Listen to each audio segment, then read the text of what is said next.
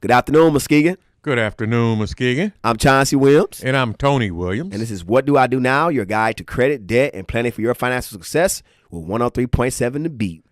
Okay, it is fall and there's footballs in the air. That's right. It's fall and football. The Big Reds has avenged the loss from last year. Took that show on the road all the way to the great state of Illinois.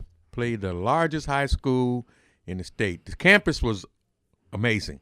That was the largest high school in the state? The largest high school in the state, man. Wow. The band, all right, sideline to sideline, length of the field, band members. I would imagine it might have been 300 people in their band, man. It was incredible. They had so many various facilities for their sport. They named off some of the competition league championships they won: fencing, water polo, lacrosse, field hockey, you name it, they participated in it because they have so many students. They can field every conceivable sport it is to be played in high school. So, Muskegon mashed the team like that, basically. That's what you were telling me. Yeah. They mashed them, man. It was like, when they showed up, and I counted them, they have 70 players on the varsity. 70. No JV pull-ups. No JVs. So everybody probably playing one play, one or two plays. They platoon. They play platoon football. The whole 11. Yeah, for the most part, we have interchangeable parts, but it's still somewhat Iron Man football because we have kids that's playing defense and offense. The most amazing thing that happened that night was the accolades that was paid to the Big Reds by the PA announcer. For the other team? For the other team. What did he say? When the Big Reds showed up, he says, we have the honor in this stadium to show you the most winningest team in the state of Michigan's history of high school football. Oh, yeah, that's big. They earned it, though. Okay. And we like to give them a warm welcome. Stand up. They cheered. They clapped.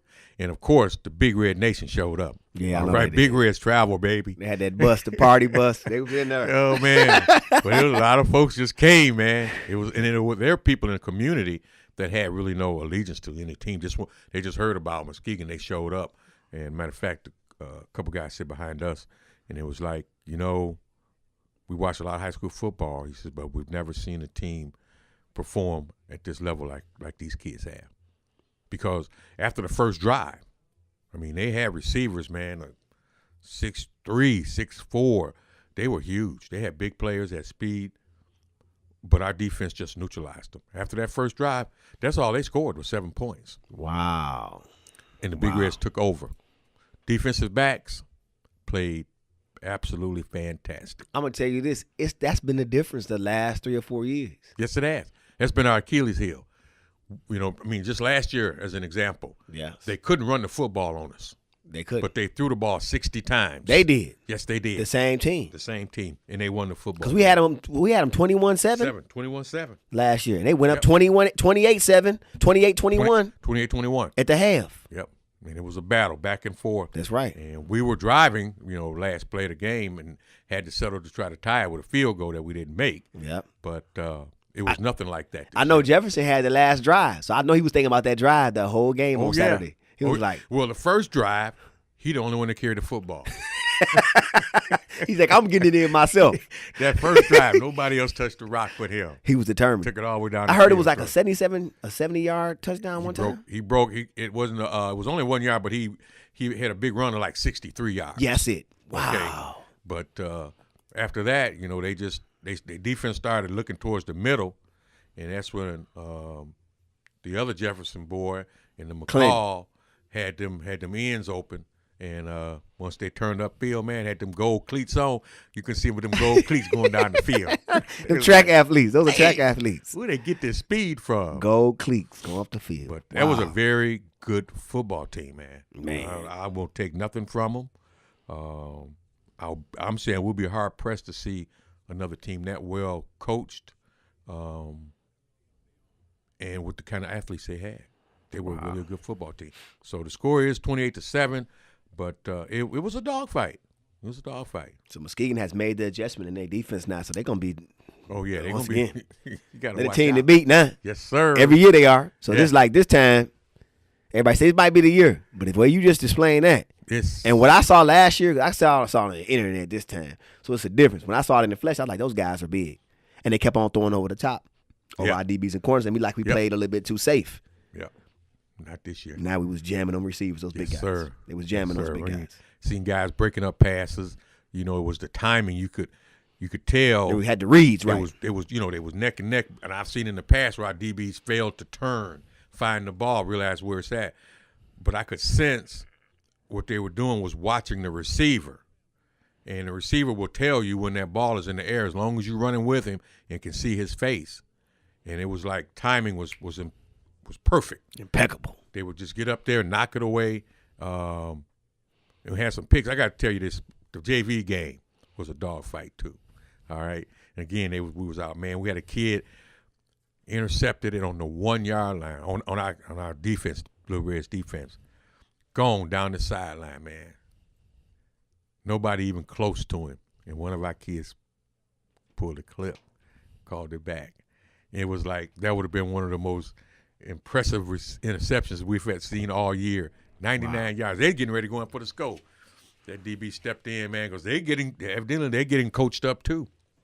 Yep, we just had a kid that was inexperienced and don't realize that when you're a player that's gone, you let him go. Let him go. You don't need to hit nobody. Don't hit nobody. Don't touch nobody. So, yeah, I'm excited. Looking forward to, this week's game. The Fruitport Trojans coming to town, and we got to be ready. Yeah, that's right. You never know what can happen. It's conference football. That's it. They probably worried that the Jolly Red Giant is coming. They're coming to town.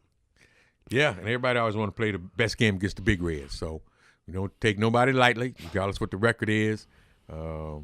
Every game. You got to play every game like it's the championship game. Got to win them. So Big Reds look good, man. Oh, that's great. That's great. The trade is done.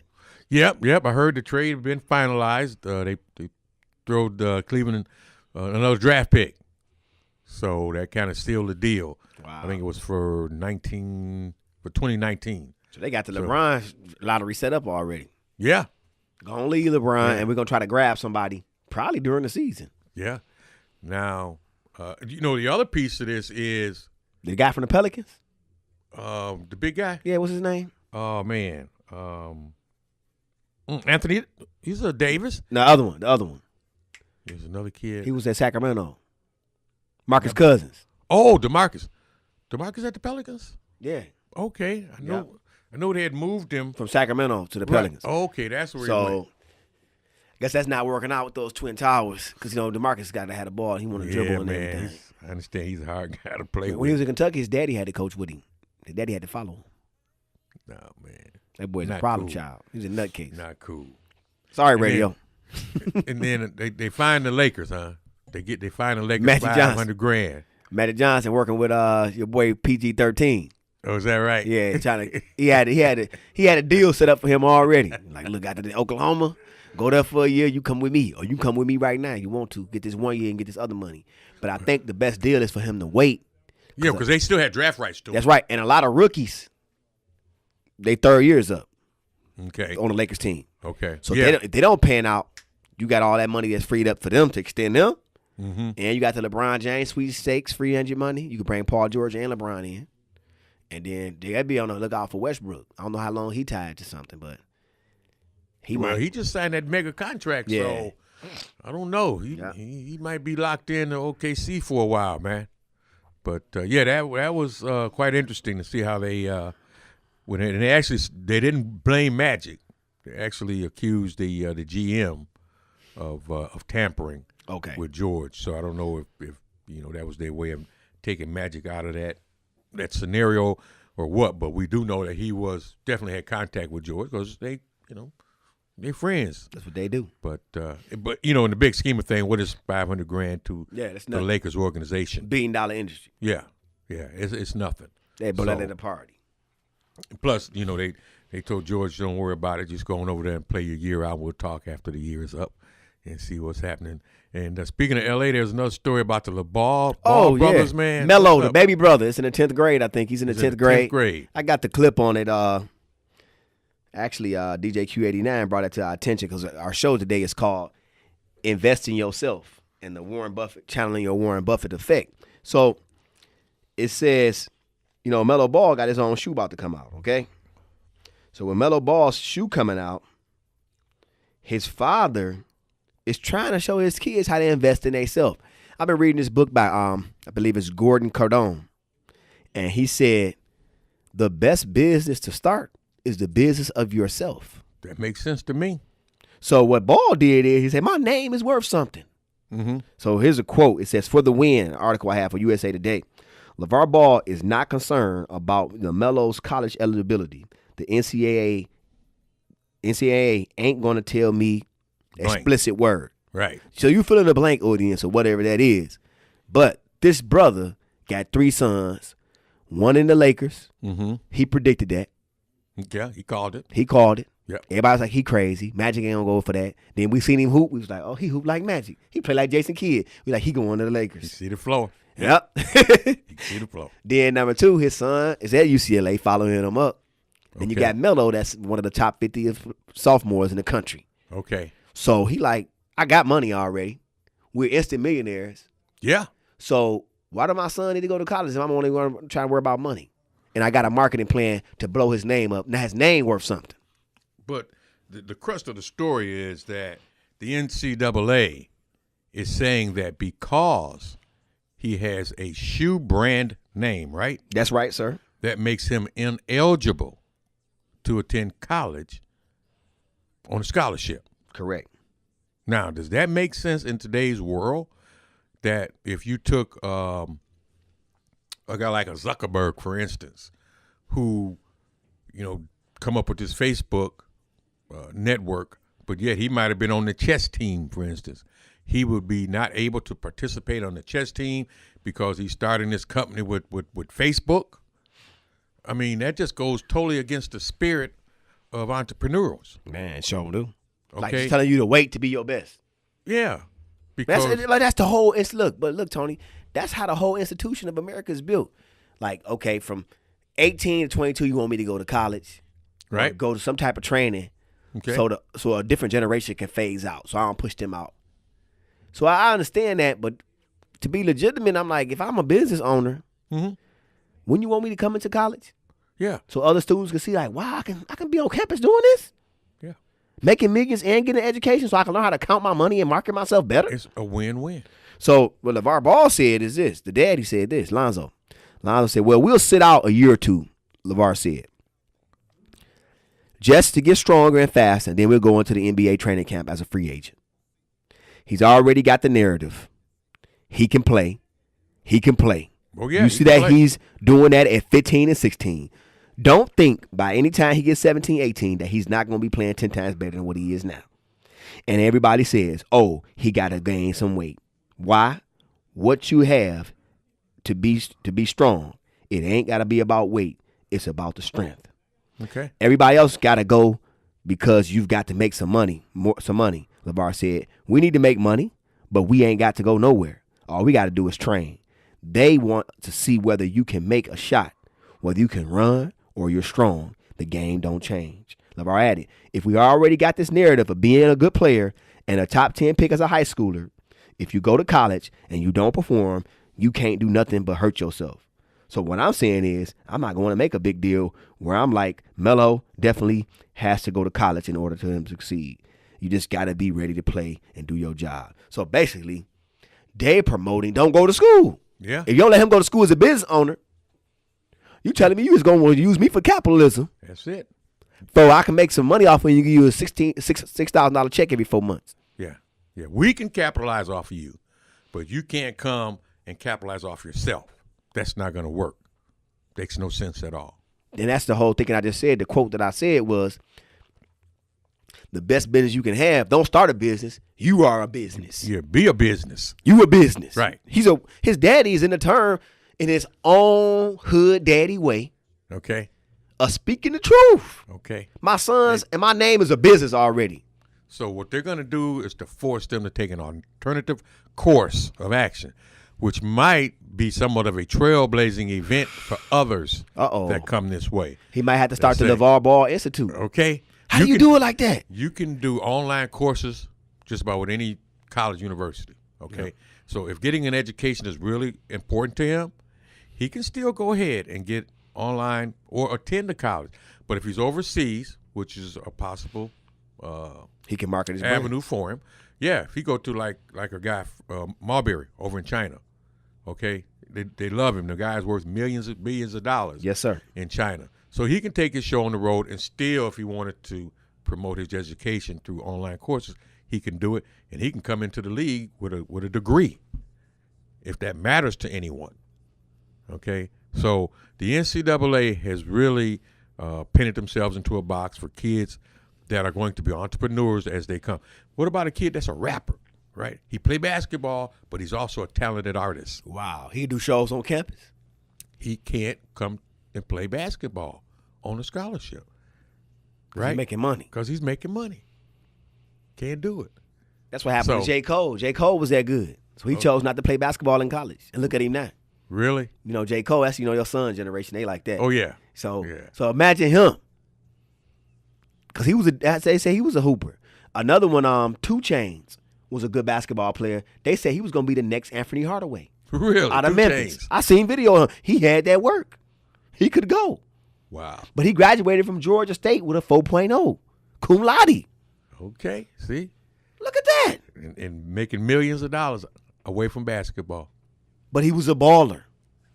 But he couldn't play because he's like, I'm doing this already. I'm making money doing this. Yeah. They're going to take my scholarship away. So I forced him to go that route, which worked out for him. So that's going to bring out a whole lot of people. And it's like you said, it's going to start this new niche of like a DeVry or what? Yeah. Those little universities. Yeah. Online. A little small. But, the big university out in Arizona, Phoenix. Yeah. Okay, they have brick and mortars that you can attend. And they got online. And there's many more out there that you can take advantage of if that's really something that you want to do as an individual is let's get your college education. And let's look at it like this. Let's say the Baller brand starts the Baller University where you can have your own brand. You can play for his team and you can go online school and you can start and get paid. Right. And you can have exhibition games with all the colleges. Yep. You got 20-game season. We can have that international connection. And the exhibitions. And said, okay, we'll let you take this player for X amount of weeks or whatever. You don't actually stay there, but they go in there and get that professional experience. 20 games. In Europe. And then right before the college season start, you play an exhibition game against the college teams. Yeah, they're going to force these guys to come up with alternative methods. Because people going to want to see those kids play. Yes. Man, this is amazing. Yeah. So this is our show today, talking about investing in yourself, and it's just amazing. I know for the holiday, Labor Day, we went to a wedding in Detroit, and just speaking of investing in yourself, always having friends that are prospering and growing is a good opportunity, especially being at a wedding. The way the wedding went, my friend DeMario Brown got married over the weekend, and we was at the wedding. It was at the Port Authority in Detroit. He's from the South Muskegon. Okay. From South Muskegon Heights. Okay. From the hood over there by Roosevelt. Oh, yeah, he's a civil engineer. But the people that's there, myself, I'm an educator, lawyers, salesmen, pharmaceutical people that work for the city of Detroit. I mean, if you seen the people that was in this room, and then I know his upbringing and where he's from, it was amazing. And the wedding, my wife she was like, all right, we're going to leave, it's regular wedding. Like, we're going to go somewhere else and hang out and see some of my friends about 8:30. I said, okay. I ain't say nothing. Right. So then I think some of her friends showed up. I was like, they outside. And I was just looking at her like, I was like, go ahead. I said, you can go. Go ahead. All right. So I look up, it's 3 o'clock in the morning. We still at the wedding reception. Dang, y'all was angry, man. I mean, and then I'm just going to give him some props. I mean, everything was paid for. We had filet mignon, salmon, asparagus, desserts galore. I don't drink it all. It was open bar. You can walk to the bar, get whatever you want. Wow. Unlimited. I know they was having a good old time. Man, where they, man? Drinking and having fun. And they was celebrating. I just seen so much love in that room. I'm just so proud of him. But that's the point of investing in yourself and showing someone that it's worth having you in my life. And when I add this helpmate to me, you about to see where my life about to go. So I saw that in that ceremony that Saturday, that Sunday. The wedding was on a Sunday. And we had a good time, and I'm glad I made it to see that. So good networking with folks that you haven't had a chance to see in a while, and find out some of the things that they're doing. Yep, make you want to do good. And I did make some business connections and everything, but that's the whole point of our show, investing in yourself. And then when that network shows back up, right, you're like, oh, we doing some of the same things. We still growing together, and it's good to see people that you went to college with and came from the same community that are growing in a positive way, not in a negative way. Oh yeah, because it was big money in that room. We know there's probably was a few in the room that wasn't in mainstream. That's right. Okay. No, they probably was doing other things to get paid. That's right. But yet they still partook in the event. That's correct. Okay. Yeah, they were there. So it was people from all different flocks of life, and it was just a room full of love. So just looking at that, it's awesome, man. Just invest in yourself. So. Oh yeah. Well, education is investing in yourself. You know what the balls are doing, whether you agree with it or not. Okay. He is investing in his sons, and we always hear about dads that are absent. Man. Okay, here we got a dad that is out there up front, probably overbearing. That's right. That's okay. I will take that over the absence of a dad. And something I look at all the ways being in sales, like marketing products and services, is what's the product? Okay. What's the product he offering? Anybody can sell a shoe. Anybody can sell a shoe. It's Shaq's right there at Walmart. Right. Right? Shaq is good. Okay. Shaq's son is good. Yeah. But what's the difference between Shaq and LeVar Ball? Marketing. He is relevant. Every time he do something, he's relevant. Yep. Whether you like him or not, when he speaks, people listen. I hear the sports talking heads talking about how they don't really particularly care about him. And they'll have a 30-minute conversation about it. And I'm thinking, do you hear yourself? You are doing what he wants you to do. By having a conversation about him is bringing attention to him that didn't cost him a dime. So whether you know it or not, you're promoting the Baller brand by having this discussion on your radio show, telling everybody how you dislike what he's doing. That's right. So I got a key to success. So I'm looking at his key to success, and then the notes that I had today say, starting a business can make you a millionaire, but the risks are high. About half of new businesses fail within the first 3 to 5 years. Yes. Having a well-thought-out business plan is important, along with identifying a product or service that's in demand. That's been a critical factor in success. When you launch something, know your market, your concept, and who and what. And it's another thing that I've been reading a lot of books on being millionaires. It says, who has the money? That's the question you need to ask yourself when you invest in yourself. Who has the money and get in that environment? If it requires you joining the Chamber of Commerce, it requires you joining a nonprofit sector or group. Because I was also on the phone with one of my friends, Kirk Mays. He's a CEO of Forgotten Harvest, and we grew up together in college. Also, he lived with me for like 3 months when he was trying to mature. And I look back over his life, and he's telling me, like, he said, make sure you get in the room with the people that you can answer this question: who has the money? And once you in that room, those people ask specific questions, and they'll direct your purpose, or they'll have the access to the liquid that you need. And he said, if you're spending your time with people that can't pay, eventually you can't pay. You're wasting your time. Okay. So you're not investing in yourself. And I was like, I said, wow. But he said, constantly reading, constantly getting up on the new things. And he called it, and we was talking about the MMA fighting and the Irish guy and Floyd. And he said, when you're investing in yourself, it's like mixed martial arts. Knowing how to punch, how to box, how to kick, how to wrestle. He said, knowing how to do sales, how to do calls. You know, you working as an insurance broker. The calls, the cold calls, the leads, the emails, the flyers, the referrals. Yeah. Having mixed martial marketing. Which means you're basically using every tool that you have available, be it your feet, your head, your hands, whatever. Is basically what he is saying. And he said, you have your ones. He said, some people say, oh, I do Facebook. Well, that's a stream. Everybody not on Facebook. Nope.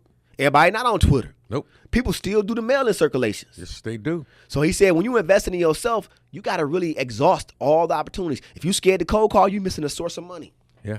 And he said most of the times, he said, when you cold call some, because he works in a nonprofit, he brought Jay Leno to Detroit a couple years ago. And he said, well, this is what he did. He said, I had a check for, he said, I needed to pay Jay Leno like $20,000 down payment for him to come, right?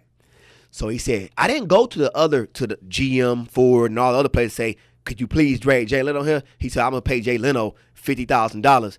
How many tickets you want? Okay. That's how he came to them. Yeah. And he said, when he came to them, they said, give me 100 tickets. Mm-hmm. Give me 50 tickets. How much more do you need? He said he walked away where right now, when he looks at nonprofits and investing in himself, his name is good enough where he doesn't have to fill out a grant, where he doesn't have to go to in front of a board and ask for funds. He can just show up to meetings and they're like, what are you doing this year? How can we invest? Mm-hmm. And that's when we look at the Baller brand. So it's just like being able to be around the people that say, who has the money, what product or service I'm providing to them, and how can I influence them to say my thing, my product is what you need in your life, and it'll serve your purpose, and it'll make life better for you and the people around you.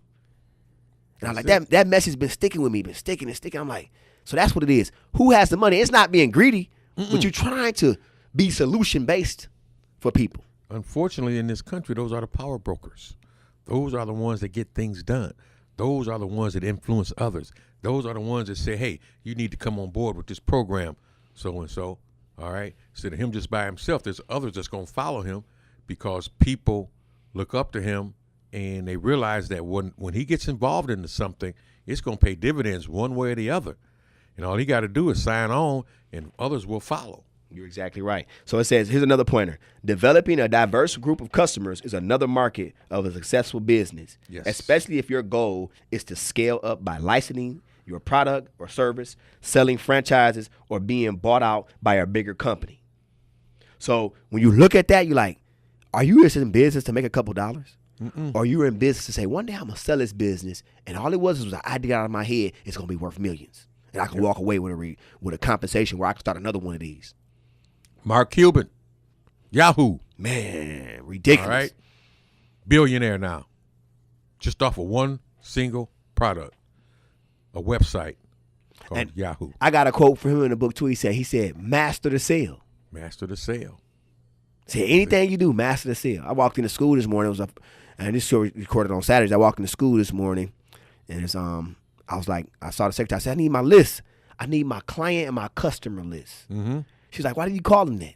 I said, if I value them as if they're a client or customer, I'll give them the service they need where they'll go home and tell their parents that, wow, I thought Mr. Williams was this way, but I like being in this environment. It's a shift in paradigm. And they'll go tell another kid, they'll go tell their parents that it's a place worth being. Yeah. You got to go there next year. Yeah. So we've already been programmed to teach students, but have we been programmed to treat them like customers and clients? Because that's what they are. That's what they are. I tell them every day I work for them. Yeah. You got school of choice. That's right. Right. So you have a choice where you go and get an education. And it's all predicated on how that system treats you and looks at you. And if you're going to treat me as a student, which has some probably negative connotation versus a customer or a client, you're apt to get a better response when you treat them as a customer or client versus a student. A student is a number, and that's what we're dealing with is numbers because we want to make sure we get our funding and yada, yada, yada.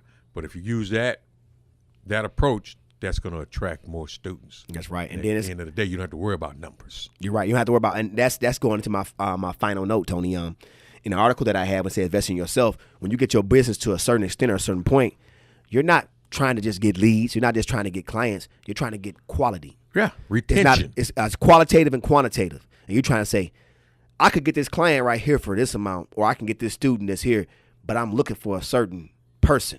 Mm-hmm. I'm looking for a certain way to retain quality testimonies. So when I retain that quality testimony, it'll keep on feeding my profession or the services I provide for people, and now that business will thrive off word of mouth. And that's going back to the mixed martial arts. Interesting and you marketing. said that because we coined that person as the confident planner. Okay, that's who we look for. We look for that person that understands what it is to plan from personal goals, lifestyles, financial, and they value insurance. Those right. people are the ones you want because you get a slight increase. They're not picking up the phone and saying, hey, my bill went up $5. What's going on? they understand the concept of business, inflation, and providing that it's incremental, they're okay with that. But they understand that they're purchasing a service, okay? And they're not leaving you because you provided them superior service through communication than they've been used to getting. So you're absolutely right. There is a segment of the population that we have chosen to go after, which is the confident planner. Right. Two situations before we sign off today.